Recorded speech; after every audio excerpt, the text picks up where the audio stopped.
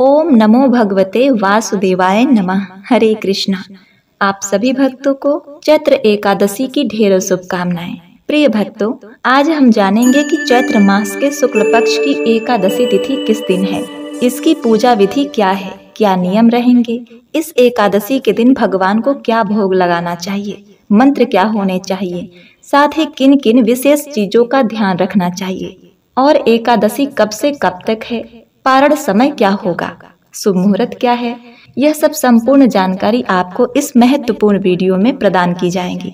प्रिय भक्तों, आपसे निवेदन है कि वीडियो यदि आपको थोड़ा सा भी उपयोगी लगे तो उसे एक बार लाइक अवश्य कीजिएगा, क्योंकि आपका एक लाइक हमारे लिए बहुत महत्वपूर्ण होता है। और अपने व्रत की सफलता के लिए कमेंट में ओम नमो भगवते वासुदेवाय नमः जरूर लिखें। कामदा एकादशी का व्रत चैत्र मास के शुक्ल पक्ष की एकादशी के दिन रखा जाता है। बाकी एकादशियों की तरह ही यह एकादशी भी परम पुण्यमयी बताई गई है।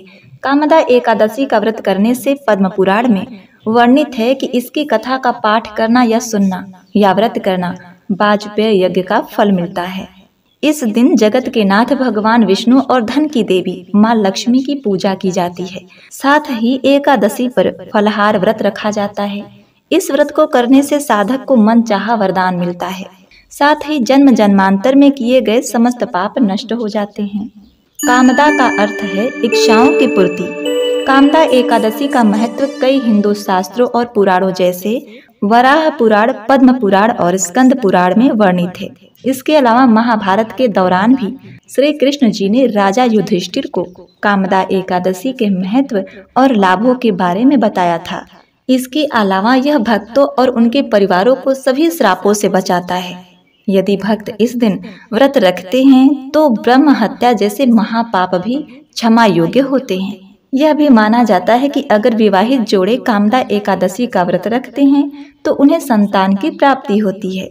यह व्रत भक्त को मोक्ष प्रदान करने और भगवान विष्णु के निवास बैकुंठ धाम को पहुंचाने में मदद करता है।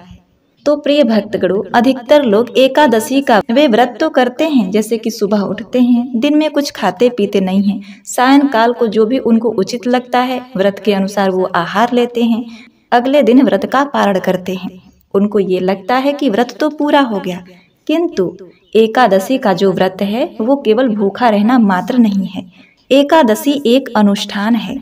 यह 3 दिनों तक होता है। एकादशी का व्रत केवल भूखे रहने से नहीं होता। हमारे शास्त्रों में, हमारे पुराणों में 3 दिनों तक इसका अनुष्ठान बताया गया है। पहले दिन नहाना खाना, दूसरे दिन व्रत रखना, तीसरे दिन इसका पारण करना। प्रिय भक्तों, कई माताएं बहनें सोचती हैं कि हम तो एकादशी के व्रत थे, फिर भी हमारी समस्याएं क्यों नहीं दूर हुई, हमारे दुखों का अंत क्यों नहीं हुआ। तो देखिए, एकादशी कोई साधारण व्रत नहीं है। इस पृथ्वी पर एकादशी का जो व्रत है वो श्रेष्ठतम व्रतों में एक है। अगर उसको नियम के अनुसार किया जाए तो वह निश्चित रूप से फल देता है। और ऐसा हो ही नहीं सकता कि आप एकादशी का नियम पूर्वक विधि विधान व्रत करें और उसका पुण्य फल आपको प्राप्त न हो। इसलिए आवश्यकता होती है कि आप व्रत को सही प्रकार से नियमों को समझते हुए करें। तो प्रिय भक्तगणों, एकादशी को समझने के लिए आवश्यक है उसकी कथा को समझना। चैत्र मास के शुक्ल पक्ष की एकादशी, जिसको कामदा एकादशी के नाम से जाना जाता है, तो हिंदू पौराणिक कथाओं के अनुसार भगवान श्री कृष्ण जी ने राजा युधिष्ठिर को कामदा एकादशी व्रत की कथा सुनाई थी। प्राचीन काल की बात है, एक नगर था भोगीपुर। उस नगर में पुंडरीक नाम का राजा राज करता था। उसी नगर में अनेक अप्सराएं, किन्नर और गंधर्व रहते थे। उसमें ललिता और ललित नाम के गंधर्व दंपति थे। उन दोनों पति पत्नी में आपस में बहुत ही गहरा प्रेम था। दोनों क्षण भर के लिए भी अलग नहीं होते थे। एक बार राजा पुंडरीक की सभा में ललित का गायन चल रहा था। जब ललित सुर लगा रहा था तभी अचानक उसे अपनी प्रियतमा ललिता का स्मरण हुआ, जिससे वो व्याकुल हो उठा। इससे गायन के दौरान लय में त्रुटि हो गई। तभी कर्कट नाम के नाग ने ललित की मनोदशा भाप ली और राजा पुंडरीक को गायन में त्रुटि होने का कारण बताया।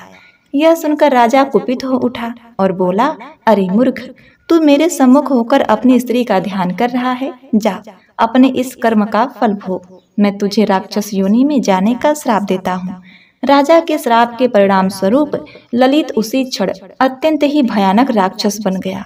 जब ललित की पत्नी ललिता को इस बारे में ज्ञात हुआ तो वह बहुत ही दुखी हो उठी और अपने पति के उद्धार के बारे में विचार करने लगी। राक्षसी योनि मिलने के बाद ललित घने जंगलों के बीच भटकता रहा एवं ललिता उसके पीछे पीछे व्याकुल हो चलती रही।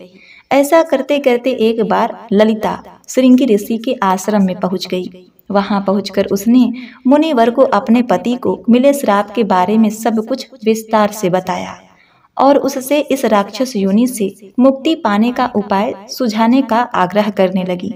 श्रृंगी ऋषि बोले कि हे गंधर्व कन्या, कुछ ही समय में चैत्र शुक्ल एकादशी आने वाली है जिसका नाम कामदा एकादशी है।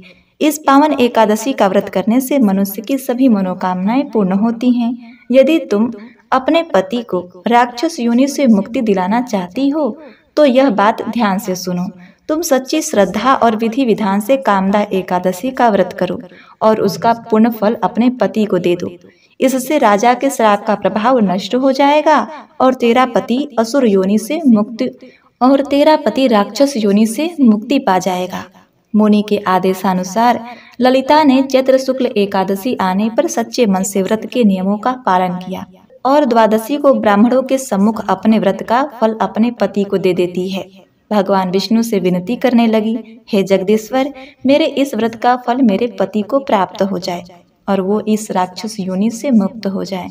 कामदा एकादशी का पुण्य फल पति को देते ही ललित राक्षस योनि से मुक्त होकर पुनः एक सुंदर गंधर्व बन गया। दोनों विमान में बैठकर स्वर्गलोक चले गए। उसी दिन के बाद से भक्त अपनी समस्त इच्छाओं को पूरा करने के लिए कामदा एकादशी का व्रत रखते हैं। प्रिय भक्तगणों, एकादशी का व्रत 3 दिनों का होता है, क्योंकि उसमें एक दिन एकादशी के दिन ही व्रत रखा जाता है। लेकिन 10वीं तिथि से ही सभी नियमों का आरंभ हो जाता है, जैसे साफ सफाई रखना, लहसुन प्याज मांस मदिरा का त्याग करना और ब्रह्मचर्य का पालन करना, शरीर को स्वच्छ रखना, बाल धोना और सभी पूजा पाठ की सामग्री को एकत्रित करना।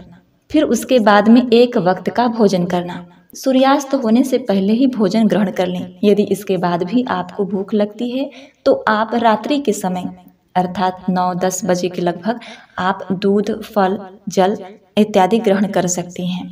उसके बाद एकादशी के दिन ब्रह्म मुहूर्त में ही उठकर संकल्प रख के व्रत को धारण करना चाहिए। विधि विधान से पूजा, व्रत कथा का श्रवण इत्यादि करना चाहिए। शाम को भी भगवान का पूजा करके तुलसी माता के समक्ष दिया जला करके फलाहार ग्रहण करने के बाद रात्रि को जागरण करना चाहिए, तभी एकादशी का पूर्ण फल प्राप्त होता है। और हाँ, एकादशी के दिन अन्न का त्याग कर देना चाहिए, फलाहार ही ग्रहण करना चाहिए। और फिर यदि आपसे पूरी रात्रि जागरण नहीं होती है तो कम से कम रात के 12 बजे तक आप जाग ही सकते हैं। फिर उसके बाद भगवान का ध्यान रखते हुए आप सो जाइए। यदि हो सके तो पूरा रात भर जागरण करिए। फिर उसके बाद में अगले सुबह उठकर नित्य नियम से निवृत्त होने के पश्चात शुभ मुहूर्त में एकादशी व्रत का पारण करना चाहिए। ब्राह्मणों को दान दक्षिणा देने के बाद और गाय माता को रोटी खिलाने के बाद ही तुलसी दल चरणामृत को ग्रहण करके व्रत का पारण करना चाहिए। इस प्रकार से यह पारण पूर्ण होता है। और द्वादशी के दिन भी आपको लहसुन प्याज युक्त खाना नहीं खाना चाहिए। कहा जाता है कि एकादशी अन्न पाप, द्वादशी तेल पाप। द्वादशी के दिन आप प्रयास करें कि उस दिन तेल का प्रयोग न करें, न बदन में तेल लगाएं और न ही खाने में तेल यूज करें।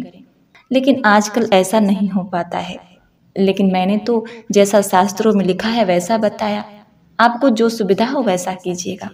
10वीं तिथि से ही आपको कुछ मूलभूत चीजें जिसका त्याग कर देना चाहिए, जिसमें आता है मसूर की दाल, चने की दाल, हरे पत्तेदार सब्जियां, शहद, लहसुन प्याज आदि। यह पूर्ण रूप से वर्जित है। मनुष्य को सायंकाल का भोजन भी ग्रहण नहीं करना चाहिए। यदि आप इन नियमों को मान पाते हैं तो ठीक है, अगर नहीं मान पाते आप रात्रि का भोजन तो कर ही सकते हैं, परंतु लहसुन प्याज का त्याग वर्जित है। तो अब आइए जानते हैं कामदा एकादशी का व्रत कब से कब तक है, पारण और शुभ मुहूर्त। तो चैत्र मास के शुक्ल पक्ष की एकादशी तिथि 7 अप्रैल को रात के 8 बजकर शुरू होगी और 8 अप्रैल रात को 9 बजकर 12 मिनट पर समाप्त होगी। सनातन धर्म में उदया तिथि मान्य है। तो उदया तिथि के अनुसार 8 अप्रैल को ही कामदा एकादशी का व्रत रखा जाएगा। कामदा एकादशी का पारण 9 अप्रैल को किया जाएगा। साधक 9 अप्रैल को सुबह के 6:02 से लेकर सुबह के 8:34 के मध्य पारण कर सकते हैं। इस दौरान साधक गंगा जल युक्त पानी से स्नान ध्यान करें। उसके बाद विधिवत लक्ष्मी नारायण की पूजा करें। पूजा समाप्त करने के बाद अन्न का दान करने के बाद चरणामृत या तुलसी दल से अपना व्रत का पारण करें। ज्योतिषी की माने तो चैत्र मास के शुक्ल पक्ष की एकादशी तिथि पर सर्वार्थ सिद्धि योग और रवि योग का संयोग है। सर्वार्थ सिद्धि योग का संयोग सुबह के 6:03 से लेकर सुबह के 7:55 तक है। रवि योग भी सुबह के 6:03 से लेकर सुबह के 7:55 तक है। इसके साथ ही श्लेषा और मघा नक्षत्र का संयोग है। इस योग में लक्ष्मी नारायण जी की पूजा करने से साधक को सुख और सौभाग्य में वृद्धि होती है। कामदा एकादशी वाले दिन सूर्योदय का समय होने वाला है सुबह के 6:03 पर और सूर्यास्त होगा शाम के 6:43 पर। ब्रह्म मुहूर्त का समय है सुबह के 4:32 से लेकर सुबह के 5:18 तक। इस दिन विजय मुहूर्त का समय रहने वाला है दोपहर के 2:30 से लेकर 3:20 तक। इस दिन अभिजीत मुहूर्त नहीं रहेगा। गोधूली बेला का मुहूर्त है शाम के 6:42 से लेकर 7:04 तक। इस समय आप संध्या पूजन भगवान विष्णु जी का पूजन कर सकते हैं। और एकादशी के दिन सूर्योदय से पहले उठकर सभी कामों से निवृत्त होकर स्नान कर लें। उसके बाद साफ सुथरे वस्त्र पहन लें। भगवान विष्णु का व्रत धारण करने के लिए व्रत का संकल्प लें। इसके बाद तांबे के लोटे में जल, फूल, अक्षत और सिंदूर डालकर सूर्य भगवान को अर्घ दें। फिर पूजा आरंभ करें। सबसे पहले लकड़ी की चौकी पर पीला वस्त्र बिछाकर श्री विष्णु भगवान की तस्वीर या मूर्ति स्थापित करें। उसके बाद जल से आचमन करने के बाद फूल, माला, पीला चंदन, अक्षत लगाने के बाद बेसन के लड्डू, खीर या कोई अन्य मिठाई का भोग लगाने के साथ ही जल चढ़ाएं। अब घी का दीपक और धूप जलाकर एकादशी व्रत कथा के साथ विष्णु चालीसा, विष्णु मंत्र का जाप कर लें। फिर विष्णु आरती कर लें। अंत में भूल चूक के लिए क्षमा मांगिए। फिर दिन भर व्रत रखने के बाद द्वादशी के दिन शुभ मुहूर्त में व्रत का पारण कर लें। तो प्रिय भक्तों, उम्मीद करती हूँ दी गई जानकारी आपको अत्यंत ही पसंद आई होगी। यदि आपको हमारे द्वारा बताई गई जानकारी, कथा, कहानियाँ, व्रत, नियम, विधि अच्छी लगती हैं तो वीडियो को लाइक, शेयर, सब्सक्राइब अवश्य करें। भगवान विष्णु, माता लक्ष्मी की कृपा सदा सर्वदा आप सभी पर बनी रहे, इसी कामना के साथ आपसे विदा लेते हैं। मिलते हैं नेक्स्ट वीडियो में। तब तक के लिए नमस्कार।